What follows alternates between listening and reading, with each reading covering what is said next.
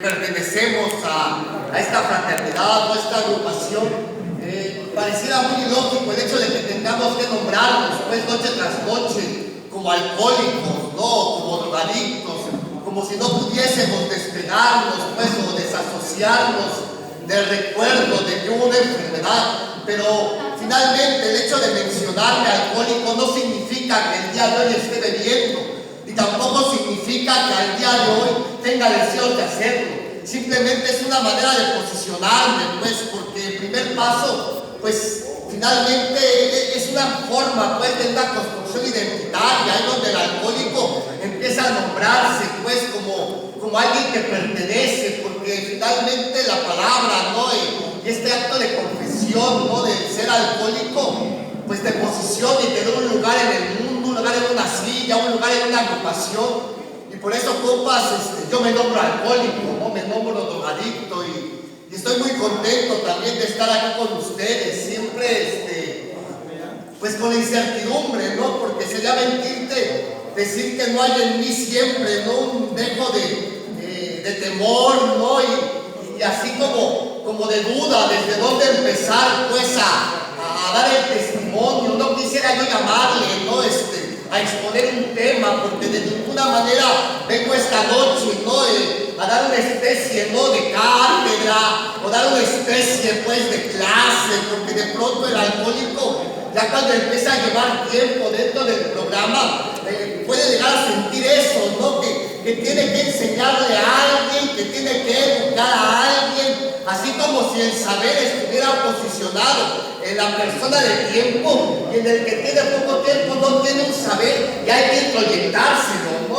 Y eso me suena, al menos para mí, como muy decadente, muy ortodoxo. Al final, en Alcohólicos Anónimos, pues nadie tiene pues el monopolio del saber ni el monopolio de la conciencia.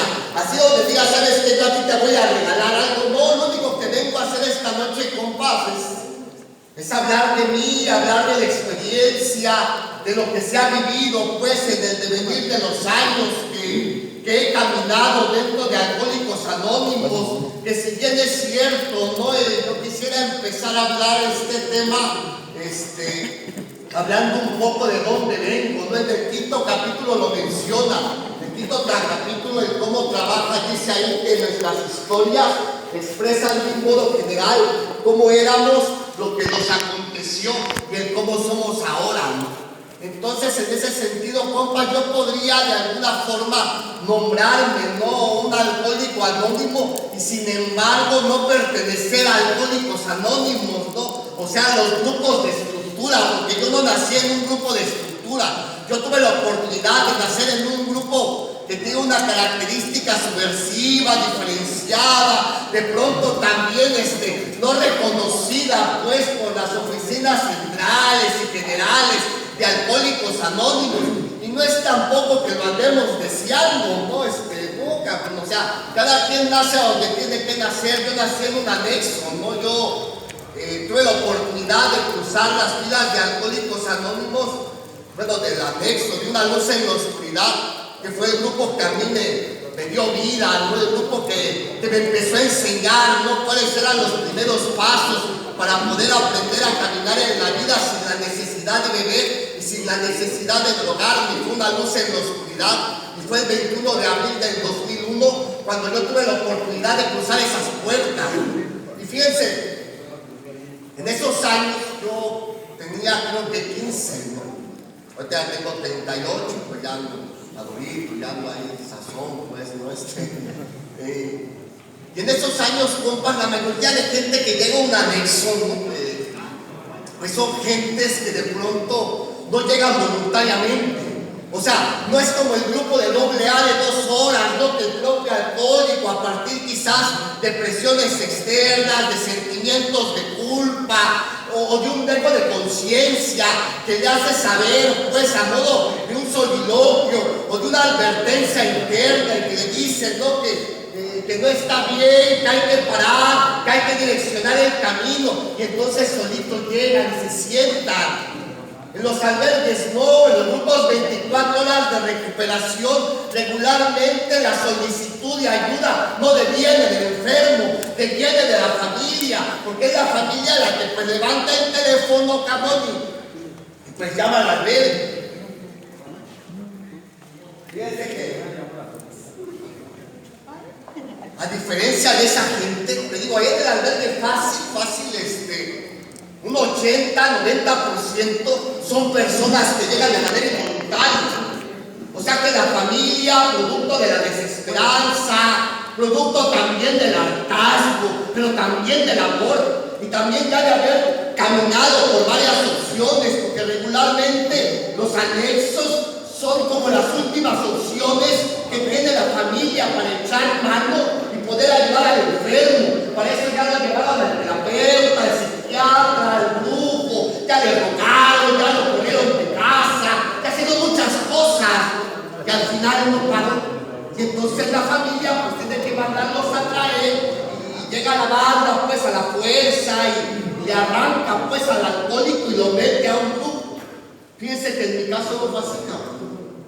Yo no llegué de manera involuntaria. Todos los internamientos, pues, porque me gustaría decirte, pues, que soy alguien que llegó al grupo y que se quedó a la primera. No, o sea, yo no soy regarnacha, o sea, yo soy recaído. O sea, un cabrón que tuvo la oportunidad de estar y que no aceptó el programa. Porque al final del día, pues, el tema que ustedes me han dado la oportunidad de poder hablar y de poder discurrir pues el testimonio, es el alcoholismo, locura y muerte. Si bien es cierto, pues habría que entender una cosa, ¿no? Y de pronto hay muchos dichos pues dentro de esta enfermedad, pero yo cuando recuerdo, ¿no?, mi llegada a Alcohólicos Anónimos para albergue, pues no fue, cabrón. Es más, mira, partiendo de la idea, bueno, ¿por qué bebes? Porque lo primero que estos alcohólicos comenzaron a decirme, y yo recuerdo que en esos años uno de los alcohólicos que fue pilar en mi proceso de recuperación y que de alguna manera posibilitó la oportunidad de poder quedarme, porque generó una especie de vínculo, de rapport, porque el alcohólico, antes pues de creer en un Dios, antes de creer en un poder superior, primero tiene que creer en otro enfermo, pues. Y yo en uno de los que empecé a creer pues fue el Padrino Roque, ¿no? Y fue, yo recuerdo en esos años que me decía, ¿sabe qué, pinche Mario?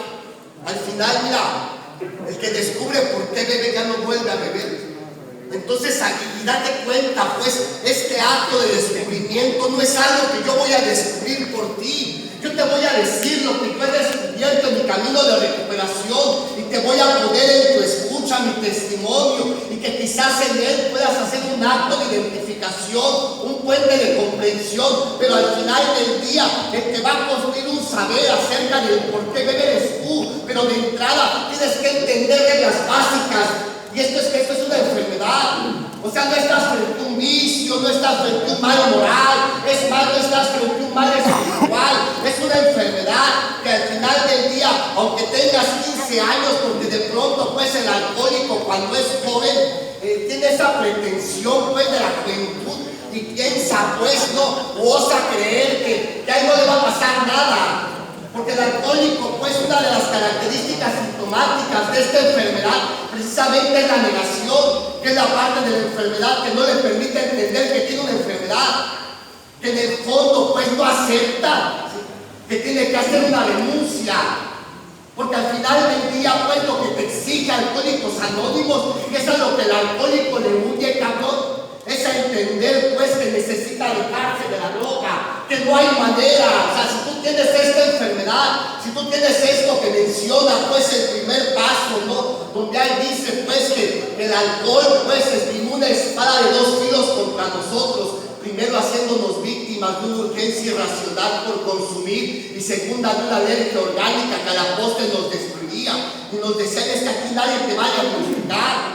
Es más, pues, o sea, ninguno tiene la pretensión de señalarte como alcohólico. Al final del día, tú al escucharnos, y si al escucharnos te encuentras en nuestro propio testimonio y en nuestra palabra, tú solo te tienes que diagnosticar. Y si te das cuenta, pues, que no puedes parar sin importar la edad, de dónde vengas, esas son cosas que no interesan, porque la enfermedad no le interesa nada, que si tengas un título profesional, que si tengas un color de piel, que si tengas dinero, no le importa la enfermedad.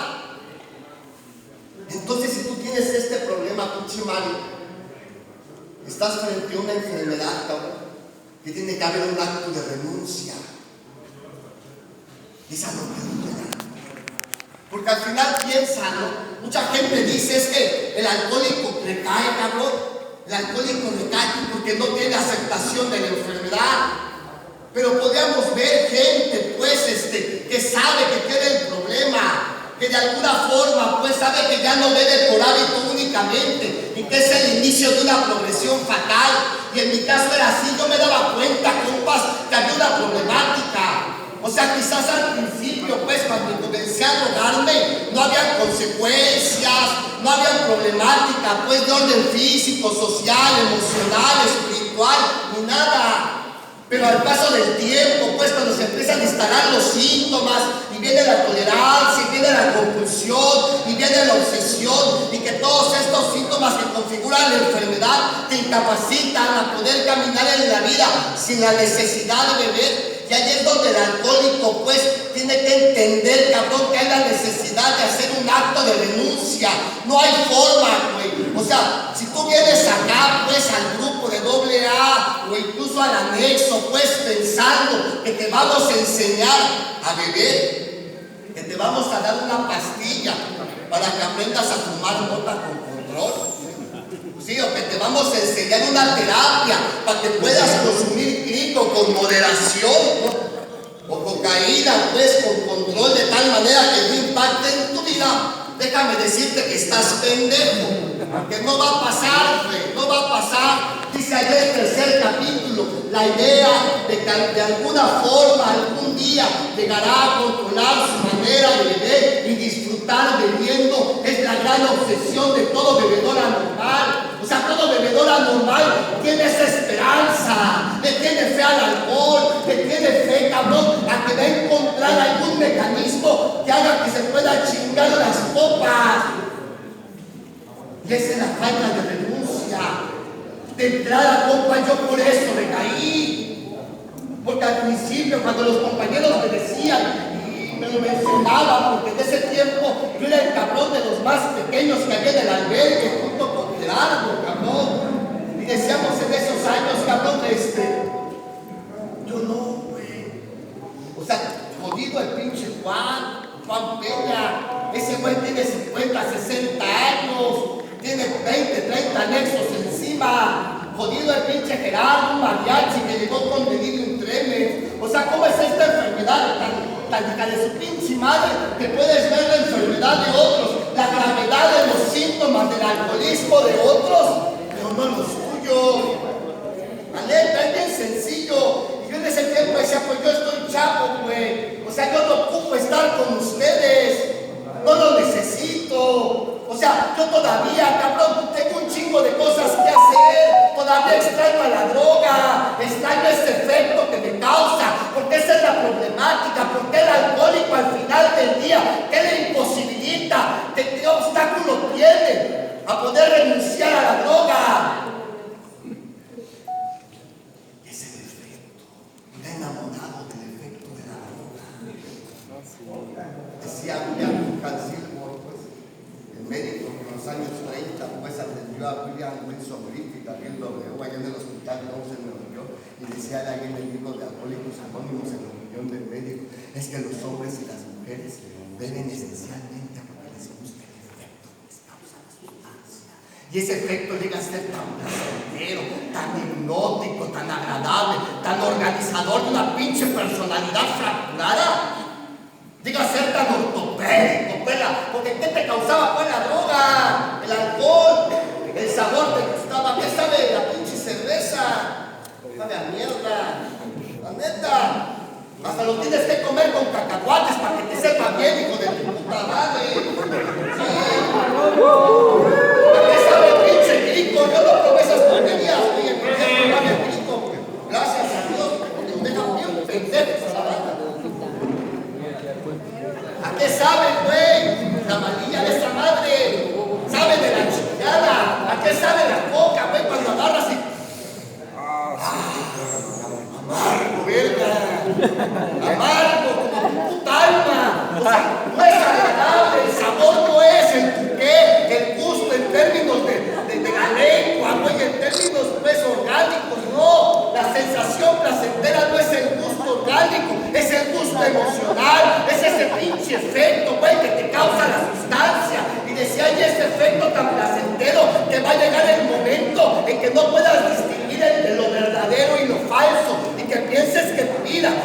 como la están llevando es normal, que es normal fumar mota en las mañanas.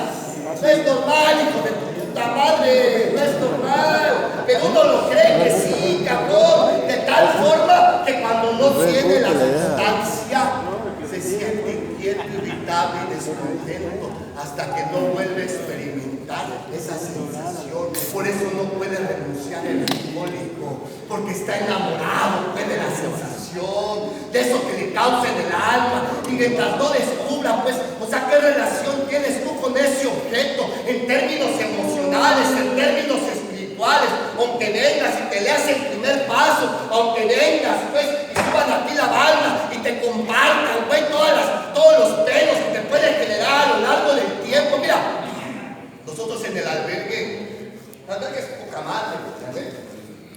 Ves cosas que en otros lugares no ves. Te pueden ayudar gente con delirios, gente que se te avienta, cabrón, que muerde, gente que se caga, y ves la locura allí, y no te hace parar. No te hace parar. Ves gente morir dentro de esto. A mí me ha tocado ver gente morir en el albergue. Y aún a pesar de eso, y en contra de toda la lógica convencional, porque la lógica convencional te dice, güey, si ves que otro le anda llevando la verga por el involucramiento con ese objeto, pues te alejas.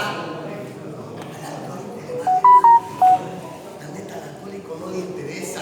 Es más, pues imagínate, aún uno puede estar sintiendo pues el ocaso, uno puede estar sintiendo las consecuencias inherentes del uso de la sustancia. Ahí cuando se empieza a acabar pues el placer y comienza a ser sustituido por dolor. Eso que ayer en el 11º capítulo en la visión para ti decía Bill W. a manera de advertencia, y llegará el día, decía él, llegará el día en que no puedas conseguir la vida solo sin alcohol, en que ese efecto tan agradable, tan hipnótico que te causa la droga vaya acompañada de decadencia, vaya acompañada de miedo, de terror, de aturdimiento, de frustración y de desesperación. Esos jinetes pues que abren el 11º capítulo. Y cuando uno llega a esas consecuencias, cuando yo llegué a esas consecuencias, compa, cuando acabó la luna de miel con la droga, empieza a venir los vergazos. Y de repente me doy cuenta, cabrón, en ese tiempo yo estudiaba la secundaria y me dejó de interesar. Mira, al principio yo quería, güey, ser un estudiante. No creas, güey, que yo me paré en la vida, pues, cuando era pequeño y dije, ¿sabes qué? Quiero ser drogadicto. O sea, quiero ser un pendejo, güey, que esté ahí enganchado con la sustancia. No, cabrón, yo quería tener una vida con toda la gente. Yo quería tener una novia, quería salir de viaje, irme con ella de la mano. Quería que mi madre me viera, pues, con ojos de alegría y de orgullo. Yo quería esas cosas. Yo quería, güey, que mi madre, güey, llorara, pues, de alegría. Mi padre, güey, me viera así como cuando tenía un padre orgulloso, pues, dice, ¿sabes qué? Este es mi hijo, güey. Yo quería esas cosas, compas, productos quizás del ego, del orgullo.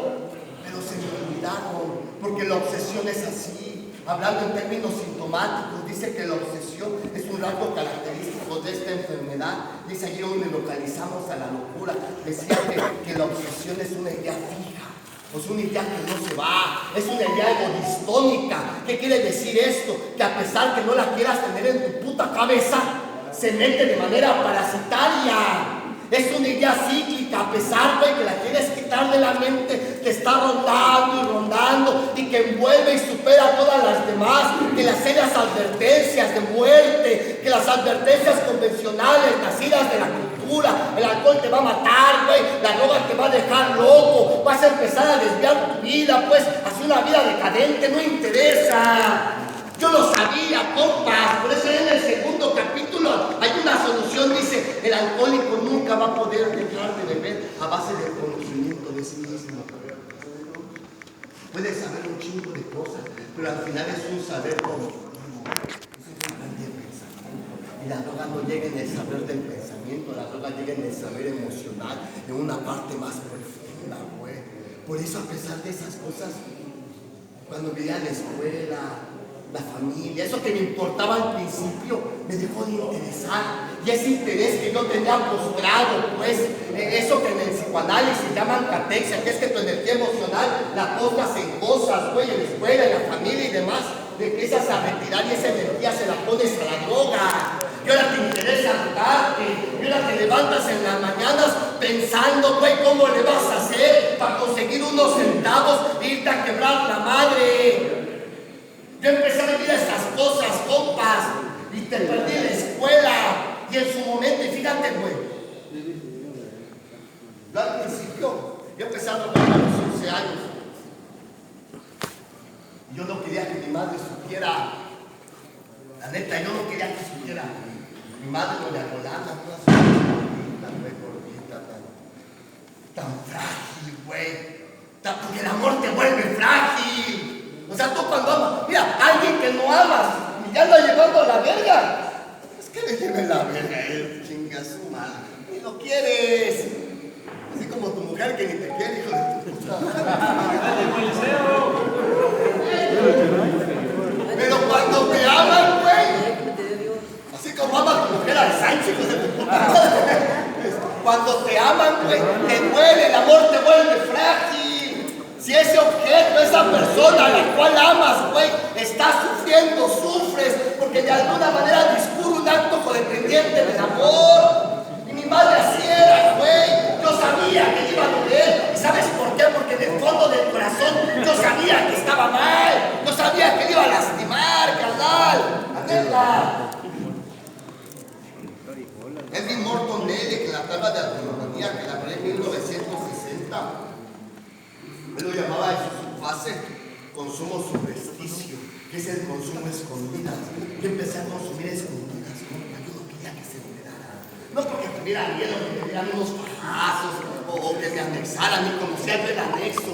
Yo no quería que ella sufriera. O sea, de alguna manera había en mí algo de empatía con ella. Una empatía anticipada, cabrón.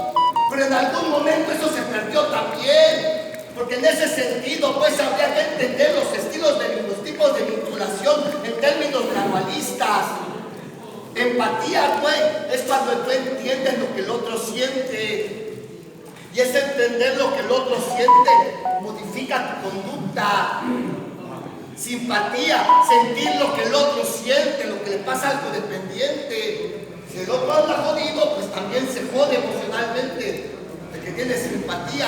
Pero cuando el alcohólico pierde, pues esas características vinculares, se va a la apatía. Dejo de entender lo que tú sientes, me deja de interesar, porque me interesa más la droga que tu persona, porque el vínculo con ese objeto es más seductor que el vínculo con un ser humano. Y llegó el momento, compas, que llegué a la casa y yo recuerdo que en esos años estaba así bien de moda, andaba una chamarra Levi's, güey, y andaba el que es piedra sabe, güey, andaba mi lata de piedra, lata de fumar piedra, piedritas, como 15 encendedores, güey. Porque no, mira, en ese tiempo no había oxos, no había extra ni esas putas madres. Eran unas pinches abarrotes y misceláneas que si se cerraban a la verga, güey. Y es bien de su puta madre agarrar, cabrón, una pinche lata y prender los cerillos y fumar con cerillos, güey. Pero él no tiene pedos.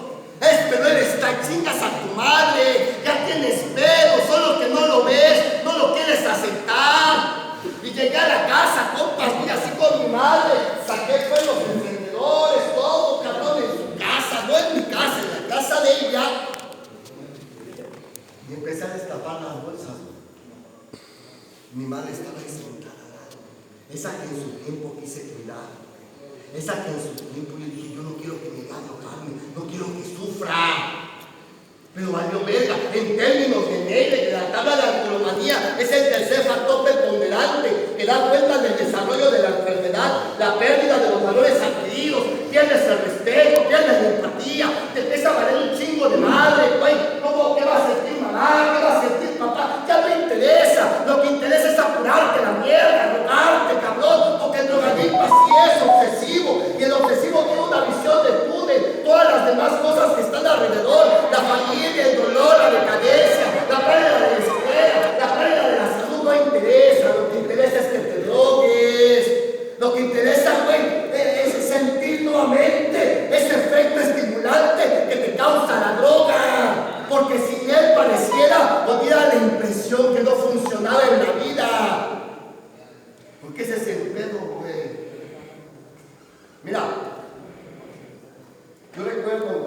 mí siempre es como una manera de honrar pues, a la jefa.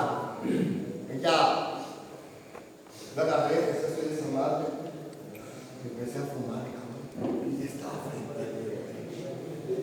¿Tú te imaginas, güey, lo que sintió esa señora? Porque al final de eso se trata, compas.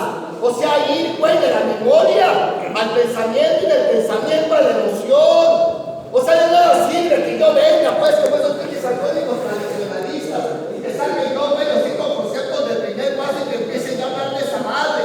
Eso es cognitivo, ¿no? Tienes que hablar de la experiencia.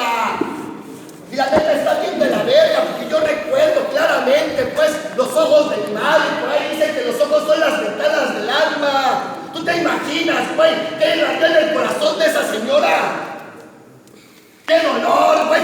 ¡Qué pinche puta amargura, cabrón! O sea, qué ruptura del ideal. Porque hacía el chile, cabrón, si yo te dijera, fue culera conmigo, no fue culera mi madre.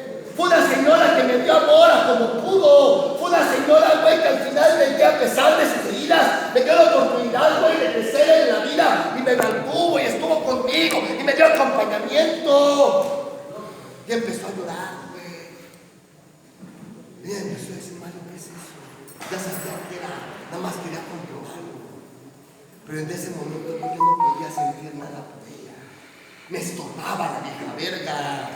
La neta, esa es la antipatía. Rechazas el sentimiento, no solo no lo entiendes, rechazas, molesta el sentimiento del otro. Como cuando llega, pues, papá, mamá, ese que te andaba ahí pastoreando y te dice, oye, güey, estás mal, puta, ¿tú qué te metes?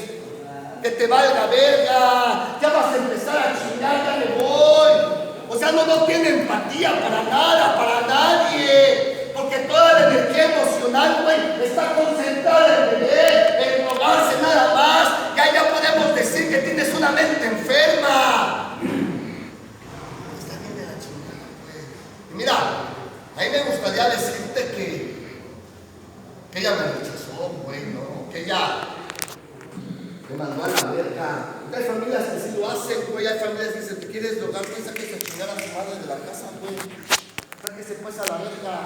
Y quizás me hubiera servido, güey. No hubiera recaído tanto, pues, verga. Porque de pronto, pues, habría que entender que esta enfermedad no solo es una enfermedad física, ni solo es una enfermedad emocional, también es una enfermedad sistémica, en el sentido que es una enfermedad familiar. Todo pinche drogo, todo pinche borracho tiene por ahí alguien que le anda solucionando la vida. La mamá, el papá, esos viejos hijos de toda su puta madre, que no dejan que el pinche alcohólico toque fondo. La otra vez les compartía allá, güey, en Carranza, pues, en términos del tercer capítulo. En el tercer capítulo, más acerca del alcoholismo, comienza a hablar, pues, de las experiencias de múltiples alcohólicos. Como el pinche Fred, como el cabrón que duró 20 y tantos años limpio, güey. Y también de un cabrón, güey, que le gustaba andar coreando carros. Y el alcohólico es así, cabrón. El alcohólico con la droga se arroja, se avienta. Me gusta, güey. Como te sacan el toque. Sí, mira, no de la blanquita, esa pinche corriente. Te traje de esas amarillitas, güey. Así como te van a quedar los dientes, hijo de puta madre. No, pinche perro. Pero qué bueno, le vas a dar trabajo a los perros de verga. Si la banda vive de los pendejos, pues. Y lo ves. Me va a pegar más. Me va a reventar la madre más. Pues dámela, pinche urgencia, pinche güey fanático, pinche güey casado, pues, con la locura. En términos, había por ahí un libro que se llama La insoportable levedad del ser, que no es de Alcohólicos Anónimos, de un güey que es checoslovaco, que se llama Milán Kundera, y decía que es el miedo, eso que sientes cuando estás a punto de caerte. Y decía el miedo a la caída. No, no es miedo, es algo desde adentro que te invita a que te avientes, güey, que te arrojes, que te revientes tu madre, que agarras la chela, y dices, puta, mañana me va a llevar bien la verga, voy a vomitar, voy a andar así abrazado, pues, ni a tu vieja abrazas, pinche perro, puta, ahí va a andar abrazado, güey, del WC, y lo sabes, güey, te va a doler la cabeza. Pinche güey arrojado a la locura, la neta. ¿Y sabes por qué se arroja uno, güey? Porque cuando te arrojas, ¿sabes quién viene a rescatarte? ¿Dónde está mi Mario, güey? Lo voy a anexar en realidad. ¿Voluntad? Lo voy a poner ahí. Si tiene pedos académicos, lo corre. Voy a llegar, pues, decía por ahí de Calcati, un analista, es que ahora los padres son los sindicalistas de los niños. Si en la escuela, pues, lo corre y llega a pelear con el maestro, en vez que pelee con ese idiota, de por qué le anda cagando y lo andan corriendo, pelear con el maestro, después va a pelear con el padrino. ¿Por qué no lo ayudas a mi hijo? ¿Por qué anda recayendo tanto? Pues porque es pendejo. Así lo cree usted, señora, no mames. Esta es la verga. Sí, güey, está todo, porque todo se configura. Sabiendo otra vez el drogadicto, güey. Y viene la mamá. No hay pedo, güey. Tú repruebas. Si reprobaste el VG, te voy a mandar a la Salazar, papá. Porque tienes a tu madre, güey. Pinches mamás, güey, cómo se narcotizan, cómo se drogan con la enfermedad del drogadicto, güey. En términos, güey, del ego, güey, que suben la medida que rescatan a su loco. En vez que deje, güey, que se aviente, se arroje, pues arrójate, pues, puto. Avientes, hijo de su puta madre. Sienta la verga. Porque mira, un factor común de los alcohólicos que han logrado transitar y quedarse y posicionarse y casarse con su silla a través de los años es que tuvimos que sentir la verga. Algunos literal, verga, Puente. tuvimos que sentir que es la agonía, primer paso. ¿Por qué es tan necesario que el alcohólico toque fondo? Porque el alcohólico egoísta, pues egocéntrico en extremo, no se siente atraído por estos principios a menos que se dé cuenta que tiene que practicarlos para salvar su pinche vida. Pero si tiene alguien que ya se la salva, pues no practica nada. Ahí está la jefa. Mira, a las que vamos a empezar a anexar son esas hijas vergas. Ya no ustedes, ya su mamá no vamos a anexar a sus papás. Vergas que